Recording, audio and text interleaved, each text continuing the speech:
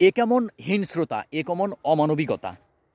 ৮টা কুকুরের বাচ্চাকে এইরকম একটা পুকুরে বস্তার মধ্যে ভরে এরকম একটা পুকুরে চুবাইয়ে হত্যা করেছে পাবনার ঈশ্বরদীতে কৃষি কর্মকর্তার অর্ধাঙ্গিনী, অর্থাৎ কৃষি কর্মকর্তার বউ। মানে তিনিও কিন্তু একজন নারী।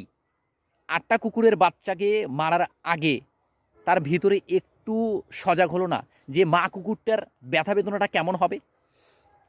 মাতৃত্বের স্বাদ যারা পেয়েছে, মাতৃত্বের প্রসব বেদনার ব্যথা যারা অনুভব করেছে, সেটা সকল প্রাণীর ক্ষেত্রেই হয়তোবা সমপর্যায়।